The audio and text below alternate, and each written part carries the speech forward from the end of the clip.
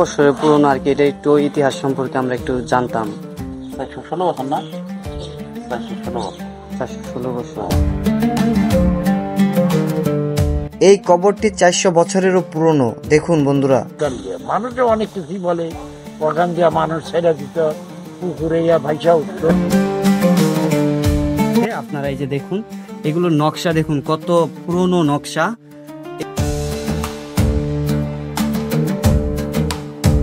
বন্ধুরা এখন যে মসজিদটি দেখতে পাচ্ছেন এটাও ঠিক ওই মসজিদের পাশেই অবস্থিত।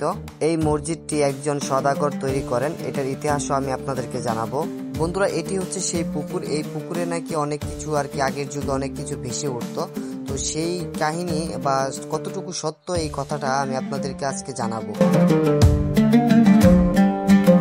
বন্ধুরা আমি এই যে এই নকশাগুলো যত কাছ থেকে দেখছি আর কল্পনা করতে পারছি আগে কিরকম ছিল সেই দিনগুলো।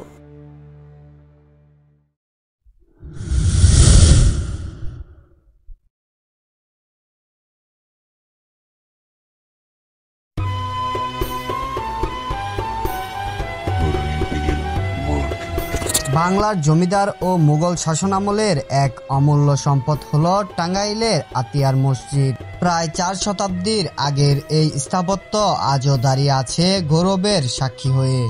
আজ আপনাদের শোনাবো আতিয়া মসজিদের পুরনো ইতিহাস।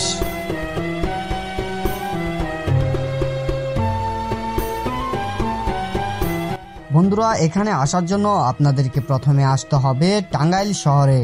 টাঙ্গাইল শহর থেকে যে কোনো একটি অটো বা সিএনজি নিয়ে আসতে হবে দেলদুয়ার থানার পাত্রাইলে।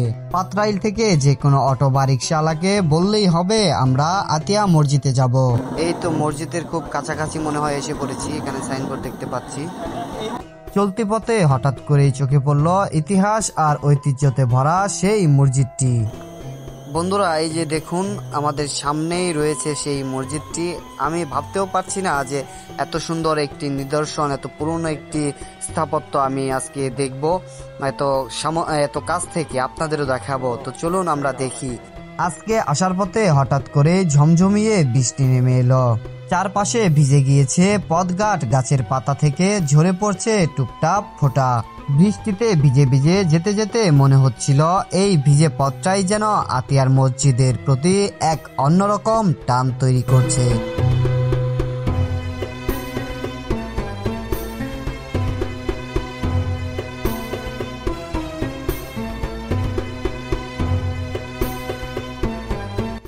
বন্ধুরা এটি হচ্ছে মসজিদের প্রথম গেট, মানে মূল গেট। আর এই মূল গেটের আপনার ডান পাশেই লেখা আছে এই মসজিদটিকে নির্মাণ করেন সাইদ খান পল্লী, এবং এই মসজিদটি কত সালে নির্মিত তৈরি করা হয়েছে সেটিও লেখা আছে। তো চলুন আমরা ভিতরে যাই, ভিতরে গিয়ে দেখি এই মসজিদের গায়ে যে কারুকাজগুলো আছে সেগুলো আমরা দেখি এবং আপনাদেরকেও দেখাই অনেক কাছ থেকে। বন্ধুরা আরেকটি কথা আমি আপনাদেরকে বলে রাখি, এই বৃষ্টির কারণে আমি রাস্তার অনেক অংশই আপনাদেরকে দেখাতে পারিনি, তবে আমি ভিডিওতে যতটুকু আপনাদেরকে বলেছি বা বুঝিয়েছি আশা করি আপনারা বুঝতে পেরেছেন। তো যাই হোক এখন আপনাদেরকে ঘুরে ঘুরে দেখাই ভালোভাবে এই মসজিদটি আর ইতিহাস সম্পর্কে কিছু তথ্য দেই। তো চলুন দেখে নিন।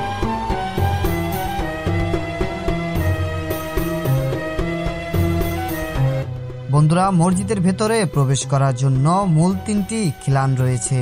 অনেকে হয়তো জানেন না এই মসজিদটি কে নির্মাণ করেছিলেন। এর পেছনে গল্পটি খুবই আকর্ষণীয়। মুঘল সম্রাট জাহাঙ্গীরের শাসনকালে 1609 খ্রিস্টাব্দে 10-17 হিজরি এই মসজিদটি তৈরি করা হয়েছিল।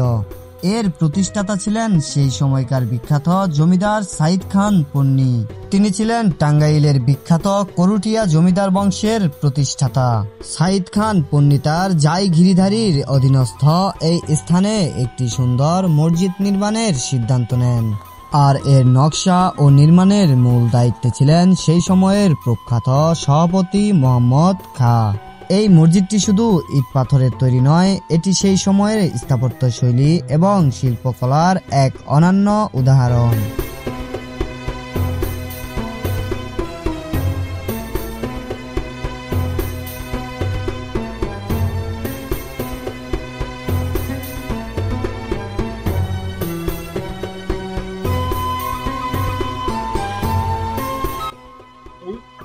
ওই সুরঙ্গ ওটা কি কাকা? ওইটার নাম কি একটু যদি আসলে আমি একটু বললে ভালো হইতো আর কি। ওটার ভিতরে অনেকে মোমবাতি জ্বালিয়ে রাখছে, ঠিক আছে? ওটা কি ওটা ওইখানে কি কোনো কবর আছে? খবর আছে, ওটা মাটির নিচ থেকে উঠছে, তাই না? মাটির নিচে থেকে উঠে না, এটা তো 400 বছরের আগের খবর। হ্যাঁ হ্যাঁ হ্যাঁ। এটা মুরব্বীরা বলছে, ওখানে বলছে ওজিবা করছে। আচ্ছা, এখানে আমরা শুনছি যে এখান থেকে একটা সুরঙ্গ আছে। না, ওটা কিছু ওটা কিছু না, না? আমি এখানকার এলাকাবাসীর সাথে কথা বলবো এবং কি শোনাবো যে এই মসজিদটি ইতিহাস সম্পর্কে আপনাদেরকে জানাবো।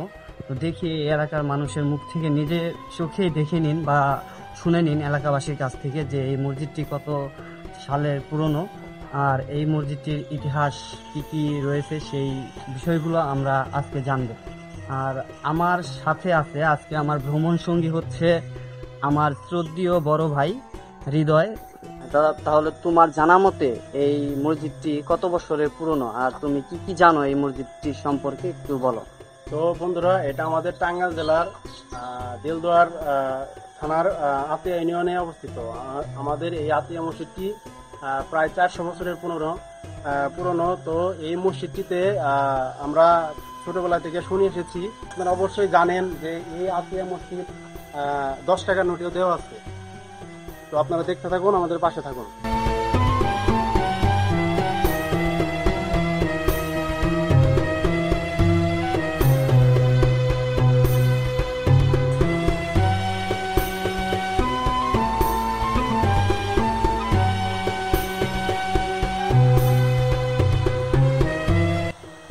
আপনারা এই যে দেখুন, এগুলো নকশা দেখুন, কত পুরনো নকশা। এগুলো দেখলে সত্যি মনকে অন্যরকম একটি প্রশান্তি এনে দেয়, একটি ভাবনীয় একটি বিষয়। তো চলুন আমরা একটু শুনে নেই এই গ্রামবাসীর মুখ থেকে এটি কত বছরের পুরনো। মসজিদটি আপনার কত বছর পুরনো এই মসজিদটি? 408 বছর নাকি 10 বছর হয়েছে, সব লেখা আছে। আচ্ছা, আপনার এই মসজিদের ইতিহাস বা কতটুকু আপনি এটা জানেন? মোগল সম্রাটের কালামে, এবং তারাই এই মসজিদ দিশাল এবং করুটিয়া জমিদারের তত্ত্বাবধানে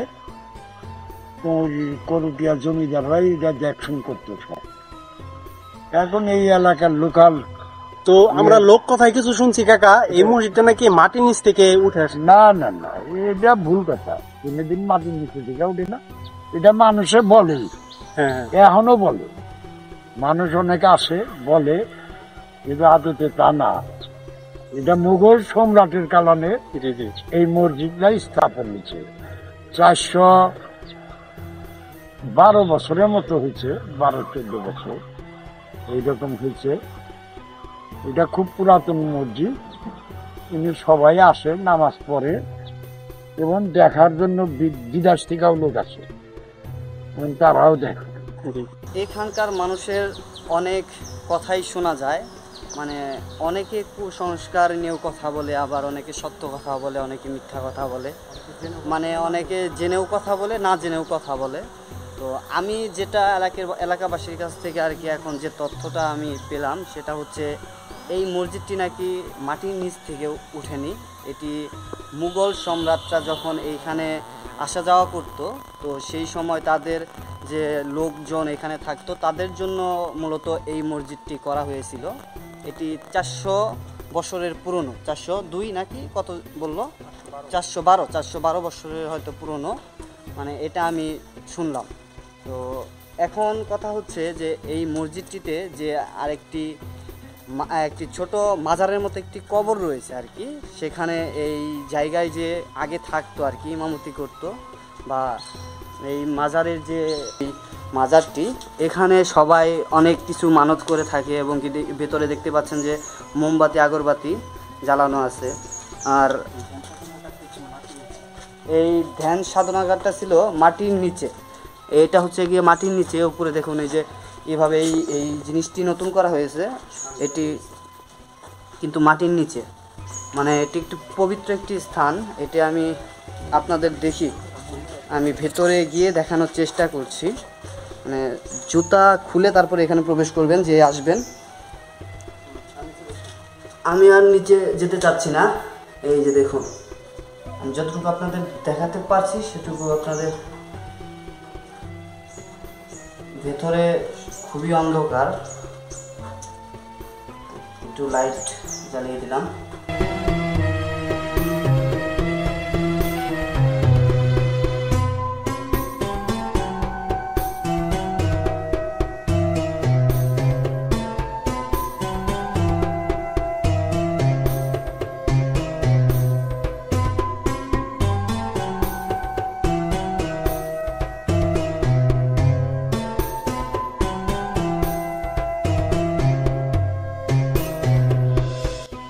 মসজিদটির স্থাপত্যশৈলীতে মুঘল ও সুলতানি আমলের অন্যান্য মিশ্রণ দেখা যায়।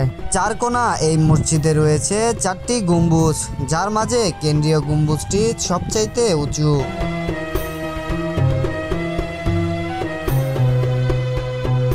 মসজিদটির দেয়ালে পোড়ামাটি ও টেরাকোটার কারুকাজ আর অলংকার রয়েছে, যেখানে ফুল, লতাপাতা এবং নানান ধরনের নকশা।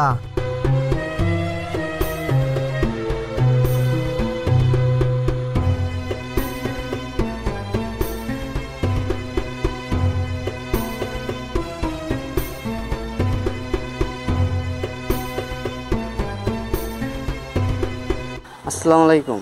আচ্ছা, ভালো আছেন? একটু কথা বলতাম, কথা বলা যাবো কি? মানে মসজিদটি আপনার কত বছরের পুরনো আর কি, এটা একটু ইতিহাস সম্পর্কে আমরা একটু জানতাম। 416 বছর না? 416 বছর। 416 বছর। মানে এই এটা মসজিদের নির্মাতাকে স্থাপত্য যে এখানে সাইদ খান পন্নী। শাহিদ খান পন্নী। হ্যাঁ, সাইদ খান পন্নী। মানে কি এটা তো হচ্ছে যে করডিয়ার জমিদার ওয়াজেদ আলী পন্নীর, তাই না? হ্যাঁ, পূর্বপুরুষ। রোডিয়া জমিদার সাইদ খান পন্নী। আবার শুনি যে এটা নাকি মাটির নিচ থেকে উঠছে, অনেকে না না, বলে এগুলা এটা। ভুল ধারণা। না না, মানুষ তৈরি করছে। হ্যাঁ, এগুলা ভুল ধারণা মানুষ। এগুলা ভুল ধারণা, অনেক কথাই বলে। এগুলা হইলে এমনি কি এখানে কি অনেক দূর দূরান্ত থেকে মানুষ আসে? হ্যাঁ হ্যাঁ, বাংলাদেশের সব জায়গা থেকে আসে। বাইরের দেশ থেকেও নাকি শুনলাম যে আসে। হ্যাঁ হ্যাঁ, ফরেনিয়ারও দেখি। এখানে যে উরসটা হয়, উরসটা কি মাসে হয়? ওরা হইলে ফেব্রুয়ারি। ফেব্রুয়ারি। হ্যাঁ হ্যাঁ, 25, 26, 27, 3 দিন। বন্ধুরা, চলুন আমরা দেখে নেই মসজিদের ভেতরে কি রয়েছে, আপনাদেরও দেখাই। তো চলুন।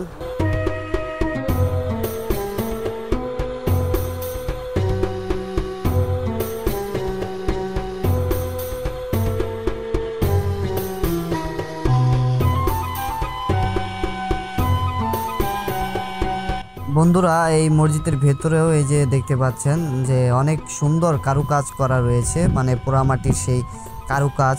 এত বছরের সেই কারুকাজ যে এখনও অক্ষত অবস্থায় টিকে রয়েছে, মানে এটা নিজের চোখে না দেখলে আপনারা কল্পনাও করতে পারবেন না।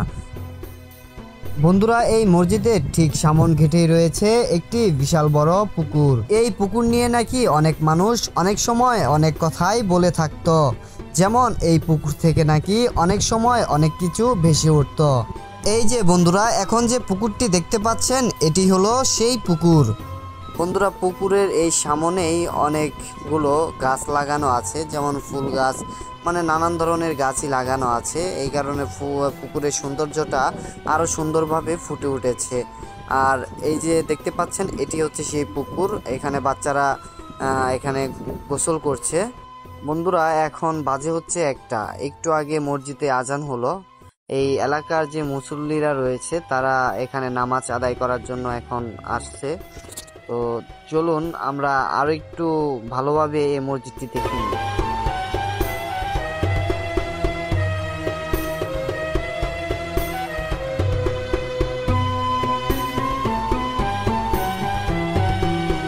বাংলাদেশের ঐতিহ্যবাহী আতিয়া মসজিদ একসময় আমাদের দৈনন্দিন জীবনের খুব পরিচিত একটি জিনিসের সঙ্গে জড়িত ছিল। 1978 সালে প্রকাশিত বাংলাদেশের 10 টাকার নোটে প্রথমবারের মতো আতিয়া মসজিদের ছবি মুদ্রিত হয়। দীর্ঘ সময় ধরে এই নোট ব্যবহৃত হয়েছে এবং মানুষের হাতে হাতে ঘুরেছে। তবে সময়ের পরিবর্তনে এবং নতুন নোটের ডিজাইনের কারণে 2001 সালে এই নোটটি প্রত্যাহার করা হয়। অর্থাৎ প্রায় 1978 থেকে 2001 সাল পর্যন্ত বাংলাদেশের ব্যাংকের 10 টাকার নোটে আতিয়া মসজিদের ছবি ছিল। আজ সেই নোট আর প্রচলনে নেই, কিন্তু ইতিহাসে আতিয়া মসজিদের নাম চিরস্মরণীয় হয়ে আছে।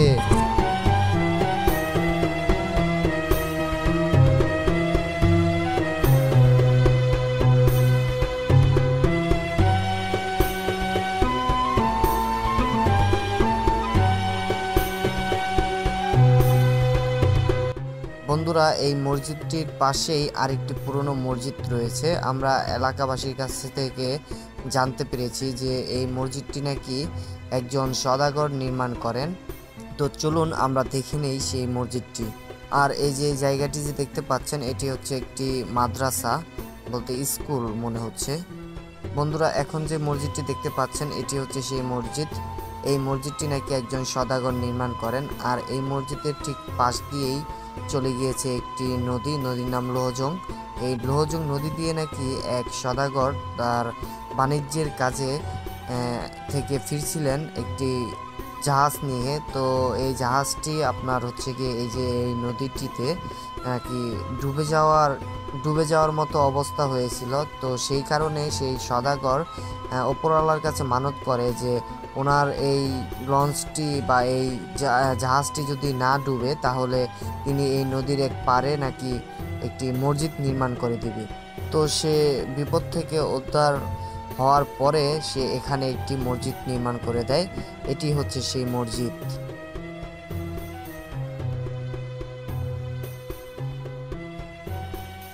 বন্ধুরা, পরিত্যক্ত অবস্থায় এই মসজিদটি এখনো টিকে রয়েছে। আমি ভেতরে আপনাদের দেখানোর চেষ্টা করছি, তবে অন্ধকার থাকার কারণে ভালোভাবে দেখাতে পারছি না। কি আছে এই জায়গায়? হ্যাঁ, কঙ্কাল আছে। ও ও ও বলে তুমি কি, তোমার কি মনে হয়, তুমি কি জানো যে এখানে কি আছে? আমি খালি একটা দেখছি যে কোরআন শরীফ, এছাড়া আমি কিছু দেখা যায় এখান থেকে নাকি? দেখা যায়। কেমনে একটু আমাদের দেখাও তো দেখি। একটু কোরআন শরীফ আছে, তাকে রইছে উপরে, কিন্তু অন্ধকার, এর ভিতরে ঢোকা যায় না। হ্যাঁ, তালা দিয়ে তুমি ঢুক। বন্ধুরা, এই মসজিদটির ভেতরে নাকি এখনো কোরআন শরীফ রয়েছে। এখানকার যে বাচ্চারা বলছে, আপনারা শুনলেন। মানে আমি অন্ধকার থাকার কারণে আমি আপনাদেরকে দেখাতে পারছি না, তো যতটুকু সম্ভব আমি আপনাদেরকে দেখাচ্ছি। মানে এই যে দেখতে পাচ্ছেন সব কিছুই পুরনো আর কি। এই যে ইটগুলো কত পুরনো ইট, মানে ক্ষয়ে ক্ষয়ে পড়ে যাচ্ছে।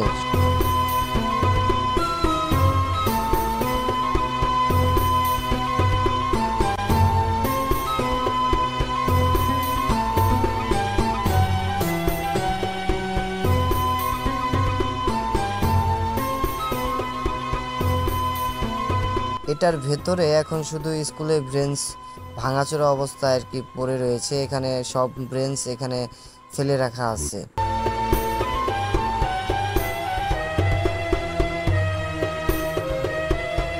বন্ধুরা, এখান থেকে আরেকটু সামনে এগিয়ে গেলেই পাবেন আতিয়া মাজার। বন্ধুরা, বৃষ্টির কারণে একটু পরপরই বৃষ্টি নেমে যাচ্ছে, সেই কারণে আমি এই মাজারটি ভালোভাবে দেখাতে পারছি না। এই যে এটি হচ্ছে সেই আতিয়ার মাজার।